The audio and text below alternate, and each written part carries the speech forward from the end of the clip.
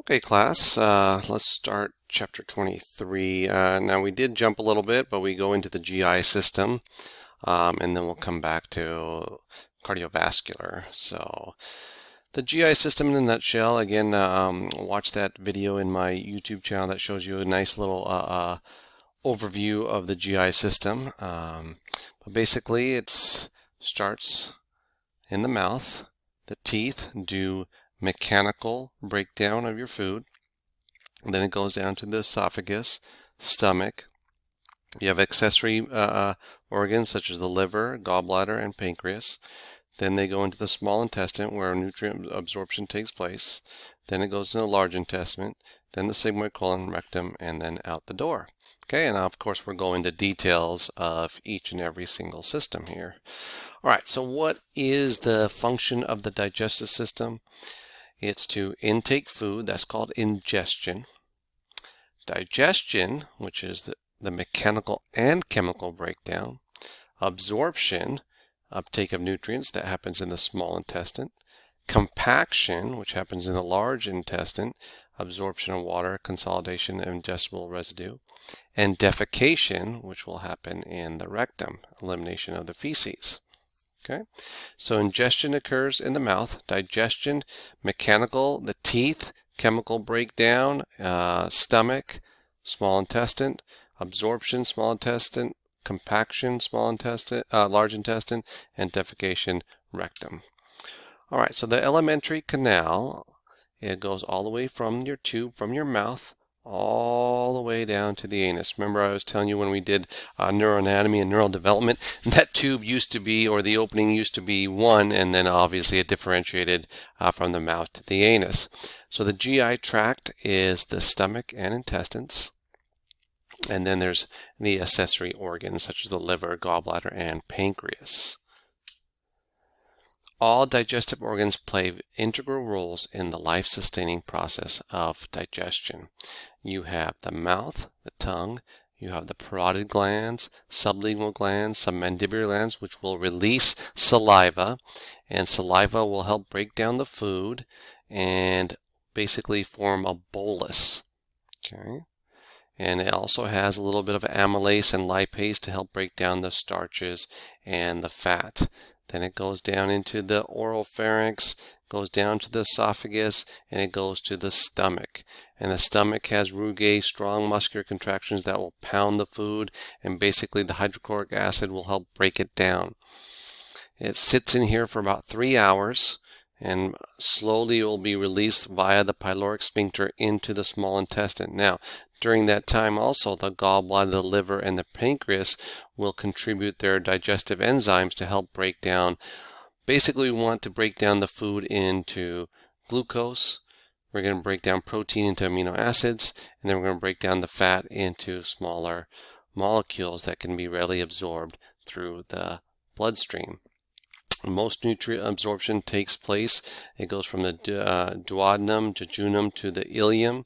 Here's the ileocecal valve. So this is the cecum right here. Your appendix is a little appendage right off the cecum. And then it goes, once it basically enters the large intestine, it's just dead cells, water, and undigestible fiber. And then basically you're just going, boom, out. Okay, and this can take up to, depending on the individual, 24, 48, 72 hours to go from here all the way down. Okay. All right. So peristalsis moves food through the digestive tract with alternating waves of muscle contraction and relaxation.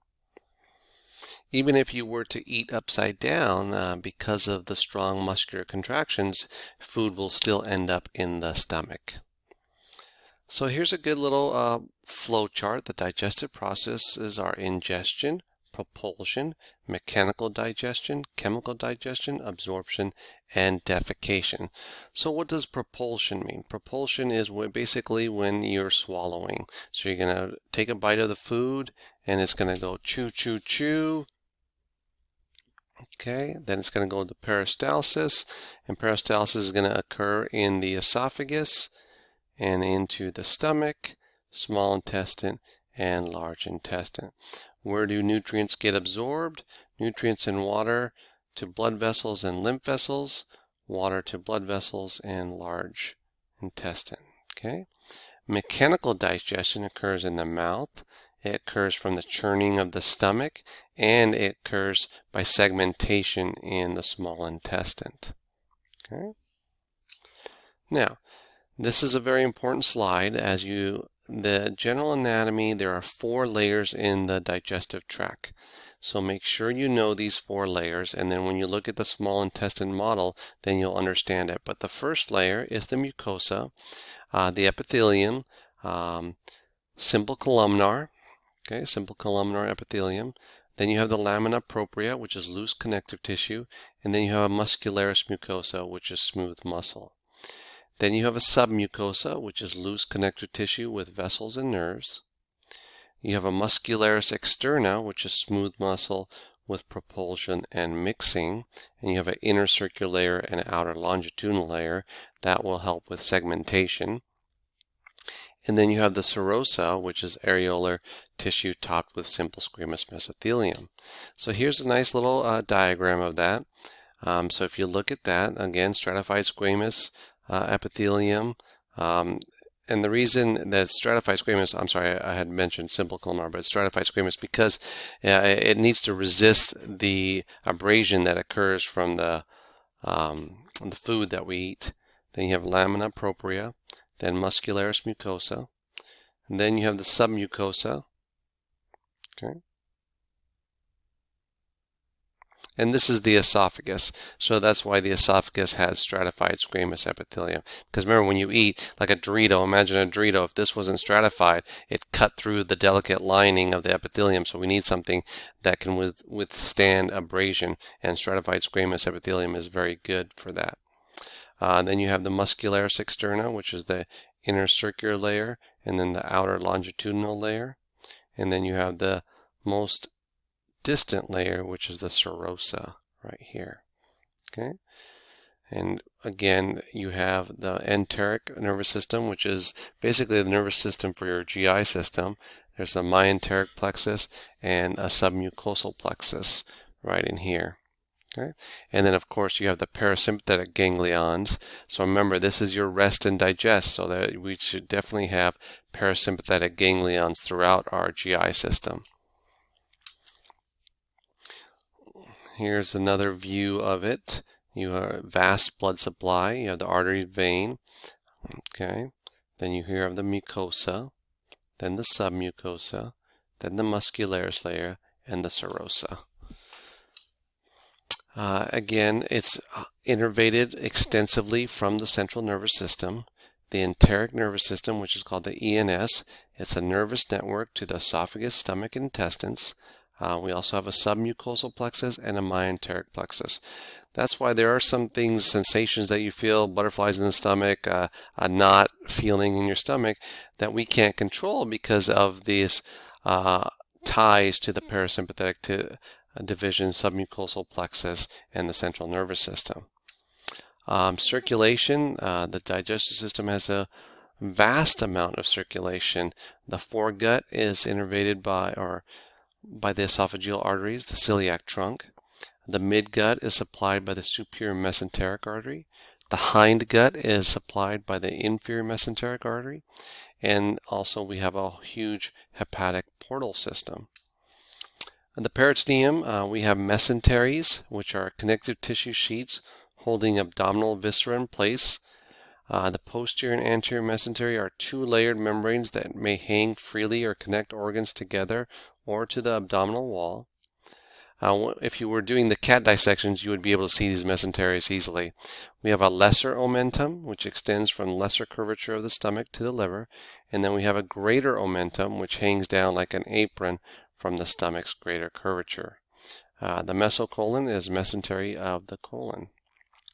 Now, so here's those aprons that we're talking about. Here's the greater omentum. Here's the lesser omentum. Here's your stomach. Here's your liver. Here's your gallbladder. Okay. Here's the ascending colon, small intestine.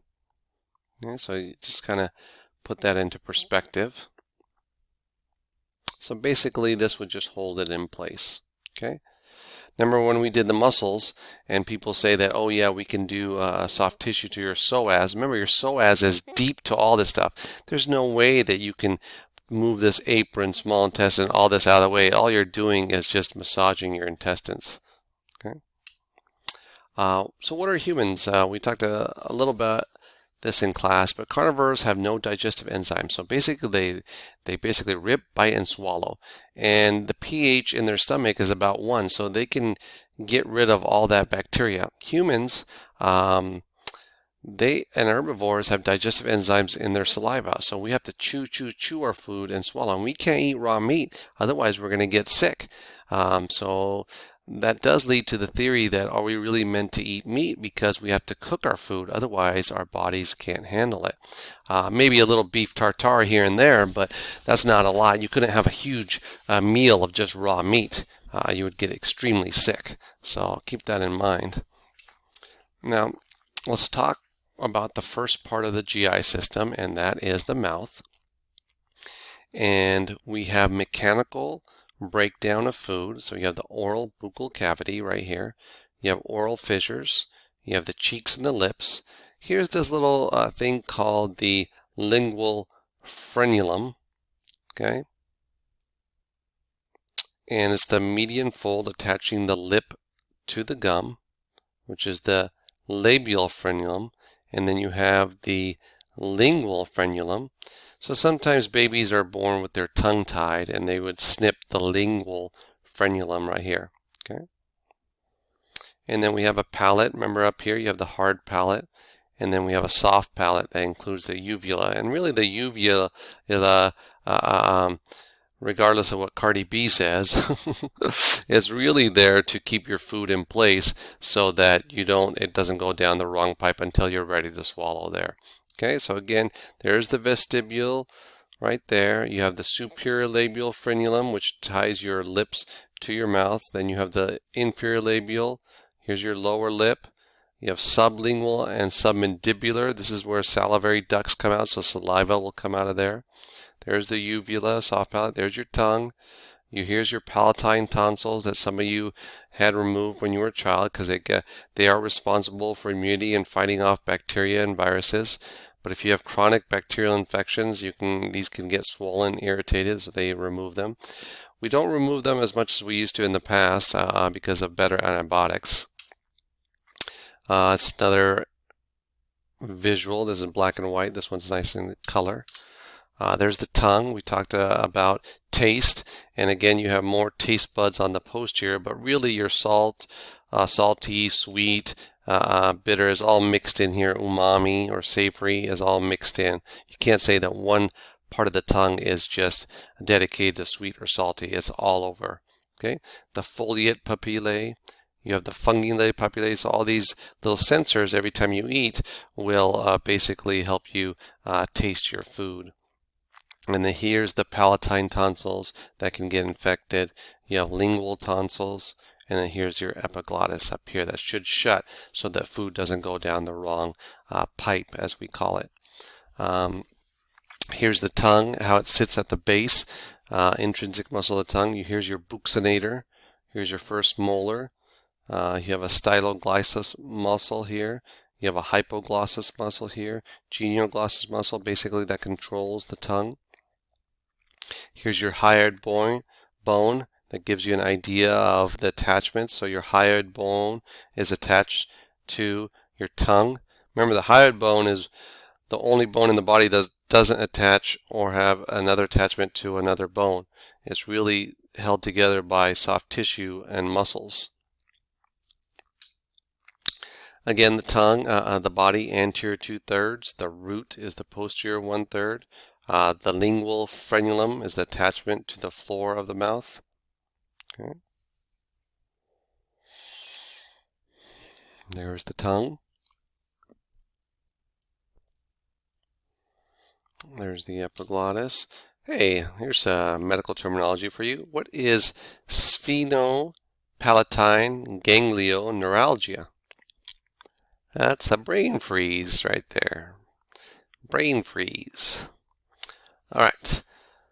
Salivary glands. Now again, we need salivary glands to basically help digest some of the food. And saliva, it contains amylase and lipase, which will help break down starches and fats. So the extrinsic salivary glands, you have the parotid, which are near the ear. The duct opens at the second upper molar. You have a submandibular, which is underneath the jaw. Duct opens at the lower central incisors. Then you have a sublingual, which is underneath the tongue, and several duct openings under the tongue. You have intrinsic salivary glands, which are small lingual, labial, and the buccal glands.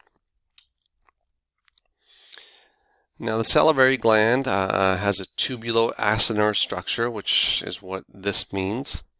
But saliva contains amylase and lipase, mucus, lysozymes, electrolytes, immunoglobulin A for immunity, right? So it helps fight off bacterial infections. So if you look at these mucus cells, this little histology is this section here. These little ducts are what secrete the mucus from these mucus cells. Okay. Salivary glands. The major salivary glands are located outside the oral mucosa and deliver saliva into the mouth through the ducts.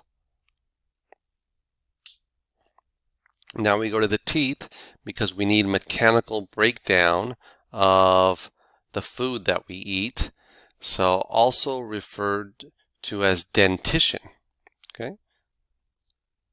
Mastication. You have incisors, which are the chisels right in here. They develop around 6 to 9 months. These are your baby teeth. Okay. You have canines that puncture and shred. Those develop at 16 to 20 months. Premolars and molars crush and grind. Those develop around 1 to 2 years. But then we start seeing that your baby teeth will start to fall out, and then you get adult teeth. So you get your first incisors about the age of 6 to 8. Then your lateral incisors fall out around 7 to 9. Now again, you guys can have really bad teeth because you drink soda all the time, and these might fall out earlier. And then who knows? I mean, it varies, but this is kind of the general consensus here. Your first premolar should be around 10 to 12. Your second premolar your first molar around 6 to 7. But your second and third molars should arrive around 11 to 13, and your third molar, which is your wisdom tooth, around 17 to 25. Some of you, it never came out, and it came impacted, and it crowds your teeth a little bit. Okay. So here's a really good model of the tooth. The top portion that you see is the crown. So you've had a crown when you go to the dentist. This bottom section is the root. So you've had a root canal. This enamel is a layer. It's one of the strongest substances, but once it's gone, there's no way to repair the enamel. Okay. The dentin is the second layer here. Remember, enamel, dentin, cementum are layers. Crown is a structure. Root is a structure. This pulp in the pulp cavity is a structure. Okay. So alveolus is the socket. The periodontal ligament is right in here that holds it in place. Cement of the root, which is right in here. Okay. And then you have pulp cavity and root canal. That's why you have this nerve that your tooth can hurt if there's something wrong, if there's a bacterial infection or a cavity or anything like that. Cavities are actually mostly caused by bacteria. Alright, so here's another breakdown of your baby teeth and your adult teeth. Now, after you do mechanical breakdown, then it's going to enter the pharynx, and you have the nasopharynx, you have the oropharynx, and then the laryngopharynx. So this is just an opening. There's no delineation that says, okay, this is where the nasopharynx stops, and it's just in the general area. So nasopharynx is obviously closer to the nose. Then you have your uvula, right retro to the utra. Uvula is your oropharynx, and you go a little further down is the laryngopharynx, which is like the opening right where the epiglottis is. After it passes the laryngopharynx, then it's purely esophagus, and that makes its way down to the stomach. All right, let's end part 1 with, again, carnivores have a pH of 1 with their food. So therefore they can eat raw meat as bacteria is killed with a pH of 1, that hydrochloric acid. Herbivores have a pH of 4 to 5, so humans must cook their meat thoroughly to kill bacteria. So our pH is around 3 to 4. So we're not carnivores, we're not purely herbivores, we're kind of in between, but we lean a little bit more toward the herbivore side for sure.